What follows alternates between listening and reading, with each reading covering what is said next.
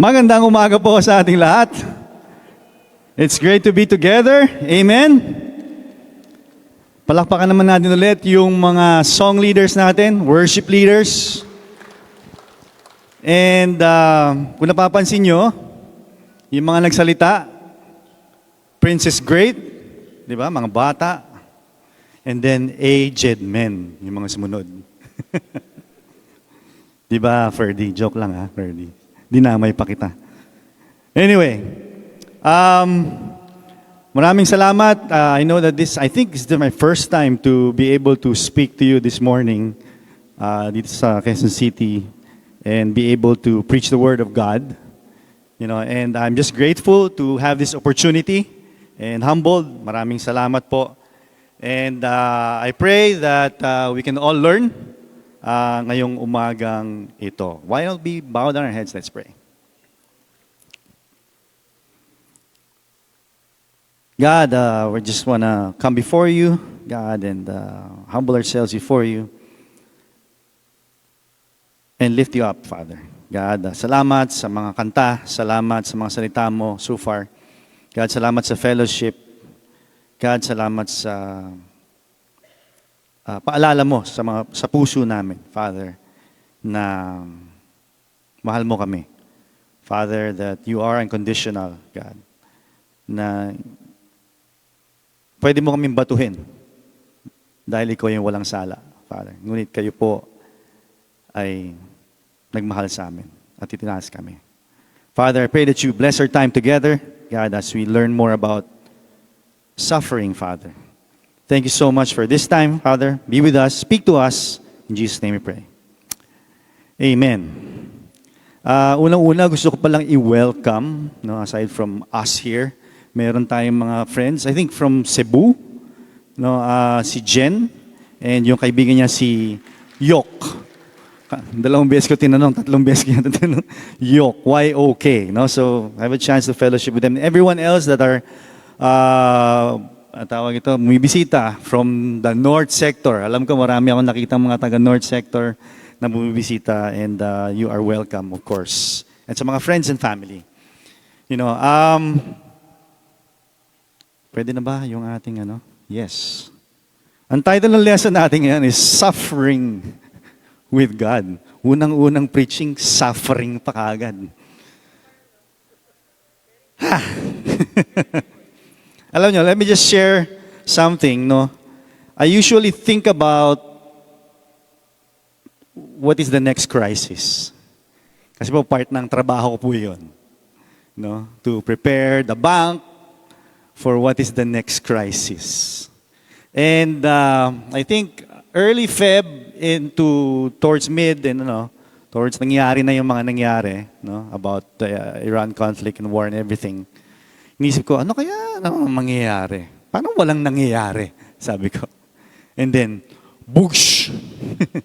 February 28, boom! Tumaas na naman ang presyo ng oil. Siyempre, sa pool tayong lahat. Ika nga. No? We all go through some sort of suffering. That's not a question. Sabi nga nung kanina umaga, coming here, sabi ng Grab driver na kausap namin, kasi kausap ko, dati, ang kinita niya kahapon was 2,500 pesos, pero ang gasolina niya was 2,000. Okay. So, you get the picture. No? And that's happening all over the place. Somewhere, somehow, whatever. No? So we all go through some sort of suffering. That's not the question. But the real question is, how do we go through it? Paano ba natin tinatackle to? Paano ba natin hinaharap itong suffering na to? Because we don't get to choose if we suffer. What we do get to choose is, will I suffer with God or without Him? And today, hopefully, yung passage na titingnan natin will help us understand what God is doing in our suffering. You know, and this is my opening question. Wow, gumagana, bro. Thank you. Let me ask you this question, no? When suffering or difficulty comes, pag dumarating yan, do you pull away from God or do you press into Him? Or do you go near Him? Kasi most of us only just do two things. Kasama ko doon, no? Some people isolate, withdraw, or even question God.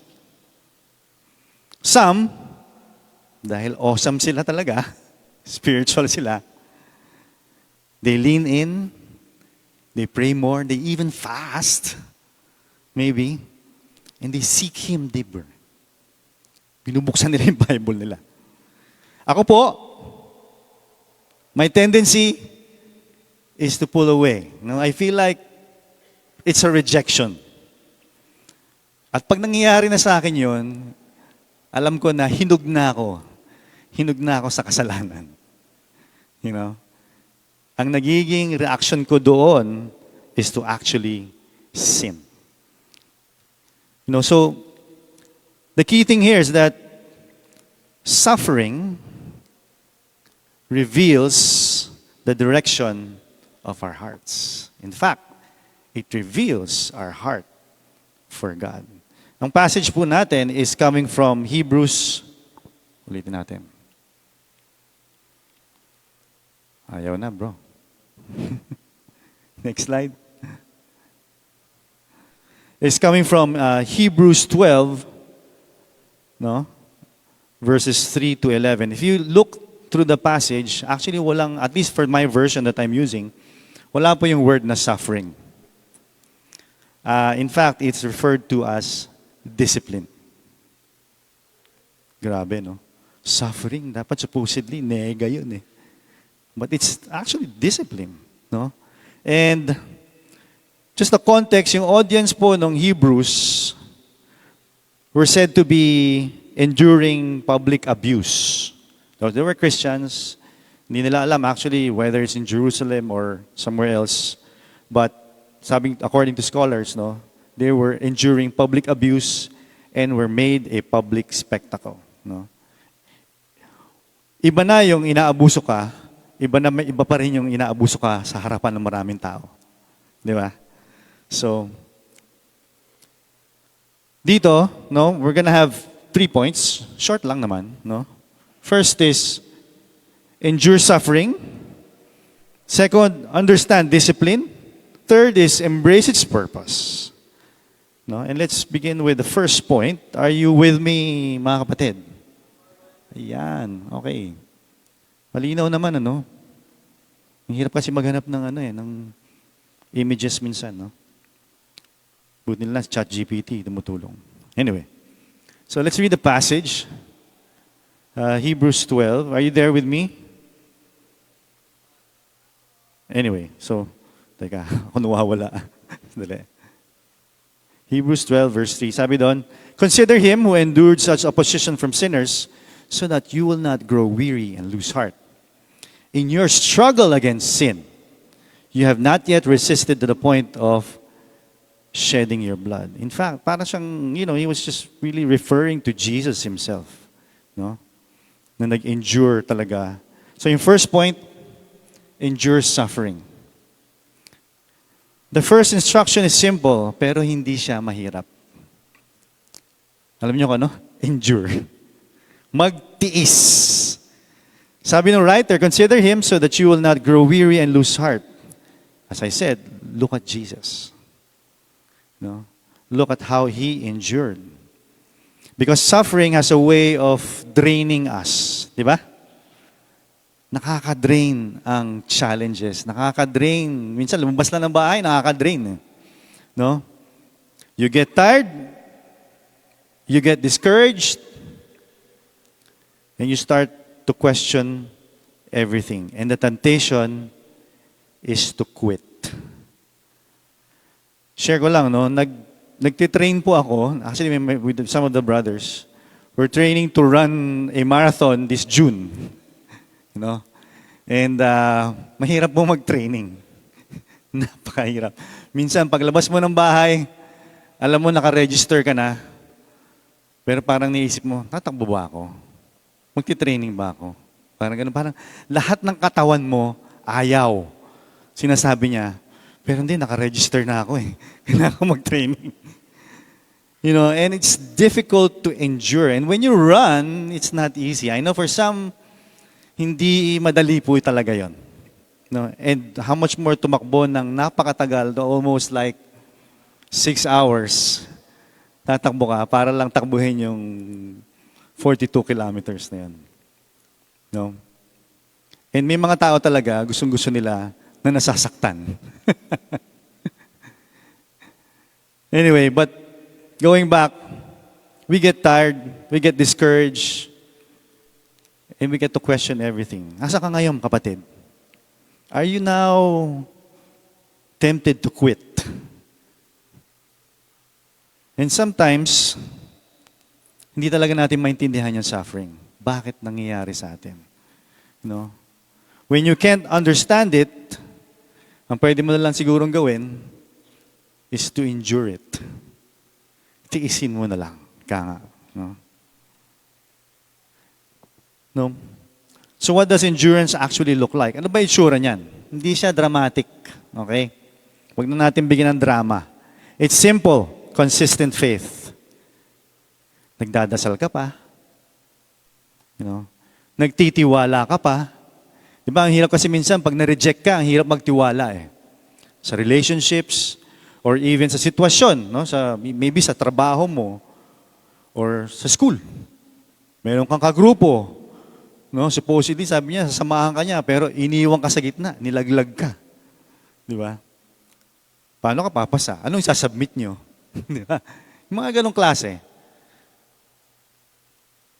Ito, you're still showing up. Naalala ko dati, may isang brother na itanong sa akin, bro, what should I do? Ano bang pwede kong gawin para makabalik kay God? Sabi ko, bro, just show up. Just show up. Sabi nga, ika nga, sa recovery, you bring the body over. Kahit na napakahirap, kahit lahat na sinasabi sa isip mo, ayokong pumunta dyan, ayokong gawin yan, you just have to bring yourself there. You may be struggling, but you're still standing. At hindi po yun weakness. In fact, ebidensya siya that God is working in you. Amen? And this is the thing, a child of God endures. Are you still enduring your suffering today? Saan ka man nanggagaling ngayon? Point number 2. Understand. Discipline. Now let's read the passage.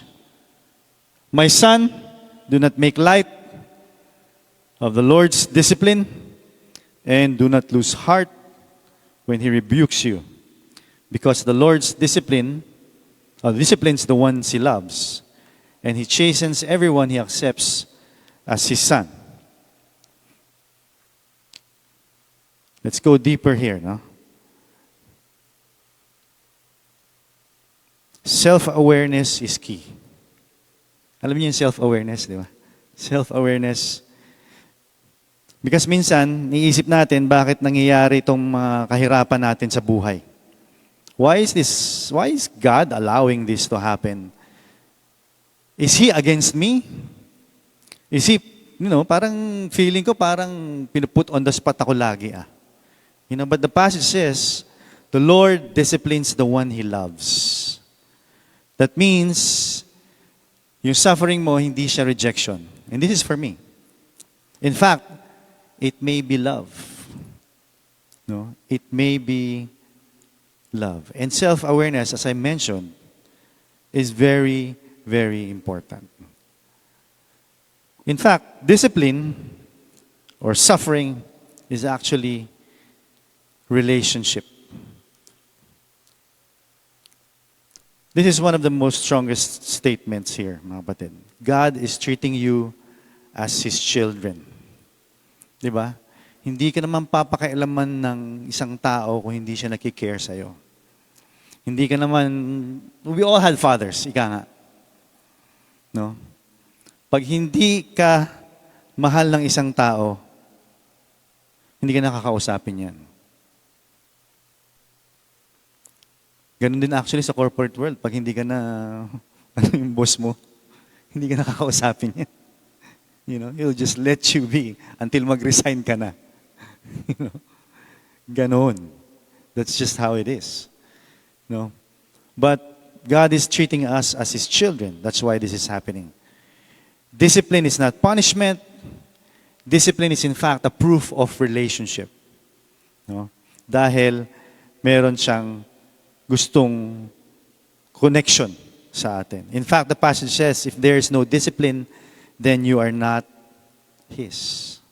Pag walang disiplina, then you belong to someone else, actually. Alam niyo yung imposter syndrome, mga kapatid? I don't know if you heard about the imposter syndrome. Like, for example, minsan, meron akong mga struggle minsan. In fact, early on in the job that I took upon, sabi ko parang, teka, parang too much itong responsibilidad na to ah. Parang hindi ko alam kung ano yung gagawin ko ah. Or minsan, nasa harapan na ako ng mga kliyente, kausap ko, gosh, parang hindi ko alam yung sasabihin ko ah. Bakit ako nandito? Parang merong imposter syndrome. Parang, I'm not supposed to be here because I don't know much. I don't know what to say or I don't know what I'm talking about. Or ganon.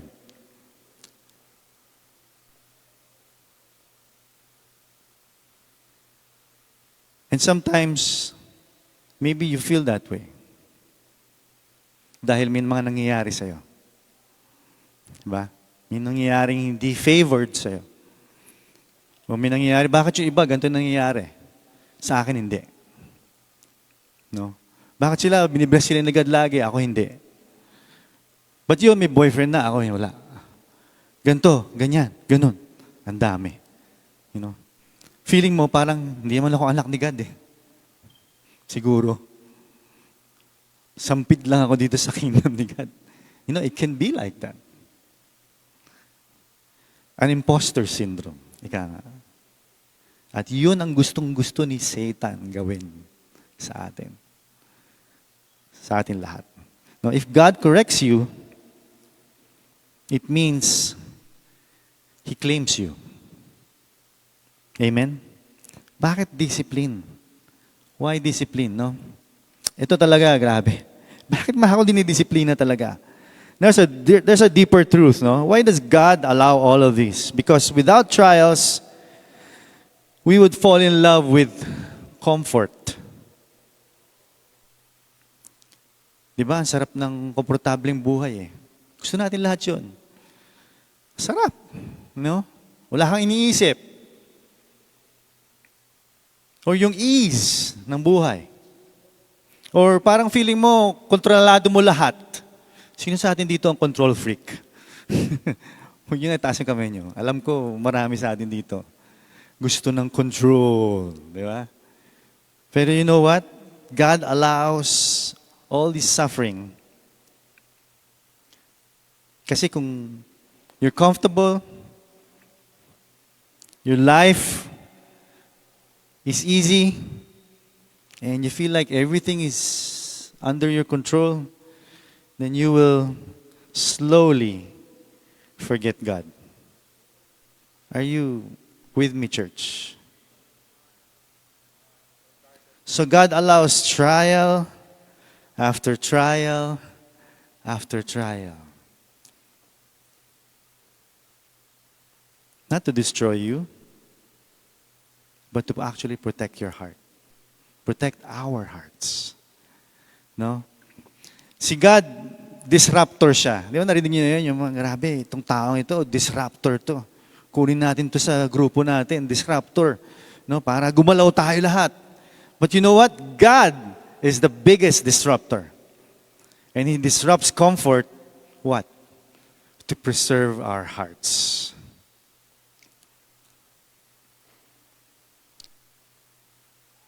You know, meron akong share sa inyo. You know, my father died at 49 years old. bata, no? He was a lawyer. Sorry, mga lawyer dito. But he had a lawyer lifestyle, no? Inom, yosi, and all those stuff. No? That's why, tingin ko kaya napaaga siya. He died of a heart attack. No, and also my brother, who was a doctor, he died at 55. No? Mapansin niyo, parang grabe. Tatlo kaming lalaki sa pamilya. Yung mama ko, tsaka yung sister ko, ako yung bunso. So ako na lang natitirang lalaki. So lahat na sila nawala. Yeah, I'm 52 years old now. Believe it or not. Okay, so sabi ko, medyo nalampasan ko na yung 49. Pero meron pa akong abuting 55. Sabi ko, okay. That's one of my fears actually. That's one of the things that disrupts me. Sabi ko, disrupts my mind minsan. Sabi ko, aabot ba ako ng 53? Aabot pa ako ng 54? Sabi ko. And that pushes me to do something about it. But still, I believe that God is the one who's doing all of these things so that, we will not be comfortable. Siyempre naman, gusto mo humaba yung buhay mo para magamit ka pa ni God. Mas maraming taon, di ba? Wala na, pag wala ka ng suffering, wala nang disiplina, wala na, patay ka na eh. Hindi ka na didisiplinahin, ano pa? Di ba? But God is, ang galing ni God, and He will disrupt our lives because He wants to preserve our hearts. Amen? And the last point, embrace the purpose. They disciplined us for a little while. No? That's talking about the fathers. As they thought best, but God disciplines us for our good in order that we may share in His holiness. No discipline seems pleasant at the time, but painful. Later on, however, it produces a harvest of righteousness and peace for those who have been trained by it. Ano bang purpose? God is just letting you go through something. God is not just letting you go through something. He is producing something in you for our good, that we may share in His holiness. That means intentional siya. Hindi lang talagang trip lang niyang, He is shaping us, and most of all, He is forming Christ in all of us. It's not random pain. And this is purposeful formation. No? Ano bang resulta ng disiplina? Sabi doon, no discipline seems pleasant at the time, but painful. Because it hurts. Di ba? Sakit. Maybe, nawalan ka ng ngal sa buhay. No, nawalan ka ng trabaho, or feeling mo mawawala yung trabaho mo, or whatever it is that you're going through. It's uncomfortable, it's painful, pero may sinabi yung verse dun eh. Yung word na later. Later. There is a later in our suffering. Ano daw yun? The later, or the latter, it produces righteousness, amen, and most of all, peace. Di ba? Ang hirap isipin kung ano yung mangyayari sa mundo. Until now, even, kala natin medyo may mga peace-peace na napag-uusapan, no? Pero marami pa ring uncertainty sa buhay. Talaga. And you know what? Yung nararamdaman natin, yung pinagdadaan natin, God is not wasting our pain. No? So what do? In our suffering, kung ano man pinagdadaanan natin yun, let's endure it. Amen? Let's endure it. Meron tayong church. We have our brothers and sisters and surely we can endure it. Let's understand it. Let's pray about it. Let's go to God, and seek God more. And let's embrace it. Don't just go through suffering. Grow through it. Because God's goal is not just for survival. Minsan kasi parang feeling mo, survive na lang, okay na ako. Next day. Okay na yun. But you know what? It really is for our transformation. And in closing, mga kapatid, paano mo malalaman kung anak ka ng Diyos? Malalaman mo na ang buhay ay hindi madali. But because you are a child of God, because you are sustained in suffering, you are corrected by God in love, and you are being transformed through it. Niniwala ko yun po yung mark sa marka ng anak ng Diyos. If God is working through your pain, you're not being punished. Amen? In fact, you are being prepared, mga kapatid. Suffering with God, maraming salamat po. Thank you for listening this morning, and to God be the glory.